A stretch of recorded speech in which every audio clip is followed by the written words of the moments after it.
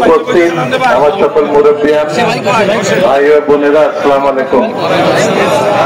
আসলে নয়নের পরে তো আর বক্তৃতা দেওয়ার কিছু থাকে না, এমনি বক্তৃতা দিতে পারি না। আমি কাজ পারি, বক্তৃতা কম পারি। তারপরে 7 বছর জেলে একলা একলা থেকে কথা বলা অনেকটা ভুলে যাওয়ার মতন অবস্থা হয়ে গেছে। তো যাই হোক, আমি আপনাদের যারা আমাদের এই সামনে সারিতে যারা সিনিয়র আছেন ওনারা হয়তো জানেন, পিছনে যারা অনেক তরুণ তারা মাগুরা 2-এর ইতিহাস জানে না। স্বাধীনতার পরের থেকে এই আসন সবসময় আওয়ামী লীগের ছিল। শুধুমাত্র বিএনপি 2বার এই সিট জেতে, সেটা হলো যখন আমাকে এই সিটে নমিনেশন দেয়। সেটা আমার কোনো কৃতিত্ব না, কৃতিত্ব হলো যে সামনে যারা বসে আছেন এই যারা প্রবীণ লোকজন, ইনাদেরকে নিয়ে আমরা এখানে বিএনপিকে একত্রিত করি। বিএনপি অনেক আওয়ামী লীগের লোক আমাদের দলে আছে, জাতীয় পার্টির লোক আমাদের দলে আছে। আমরা সবাইকে নিয়ে একটা শক্তিশালী দল আমরা গঠন করতে পারি, যে কারণে আমরা কিন্তু এখানে জিতি। এইটা আমাদেরকে মনে রাখতে হবে যে আমাদেরকে দলের ভিতরে কোনো বিভেদ সৃষ্টি করা যাবে না। আমি এবং নয়ন একসাথে কেন আসি যাতে জনগণের ভিতরে যেন কোনো ভুল বোঝাবুঝি না হয়, আমাদের সাপোর্টারের ভিতরে যেন ভুল বোঝাবুঝি না হয়।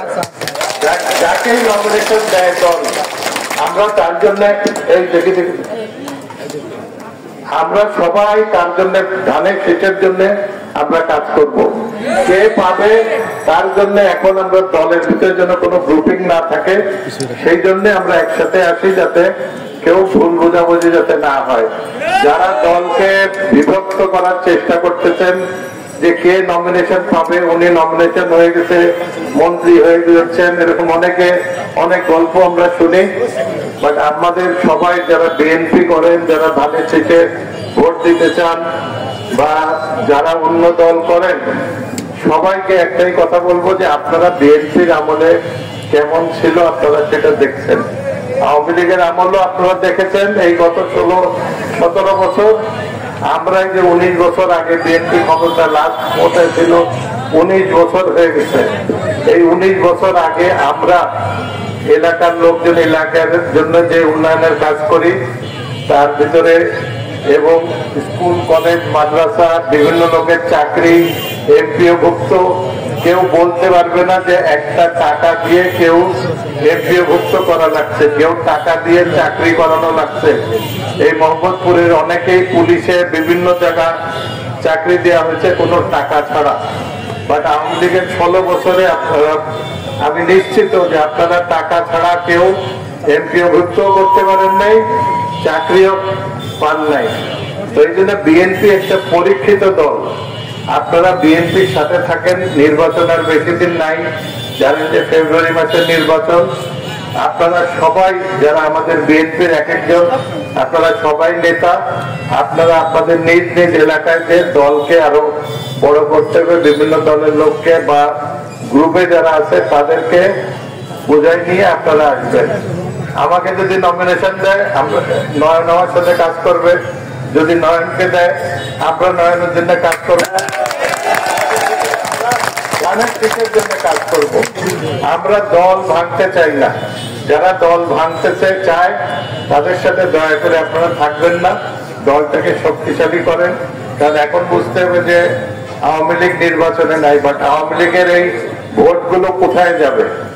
আওয়ামী লীগের এই ভোটগুলো হয়তো জামাতে যেতে পারে, বা কিছু ভোট নাও আসতে পারে, কিছু ভোট আমাদের কাছে আসতে পারে। সেই জন্য আওয়ামী লীগ করে বলে তাদেরকে আমরা দূরে ফেলে দেব না, তারা তো ভোটার, তারা তো ভোট দিতে আসবে।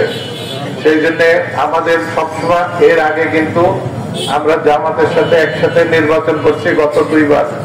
এখন জামাত আলাদা নির্বাচন করবে, জামাত আলাদা নির্বাচনে জামাতের কোনো ইতিহাস তেমন নাই।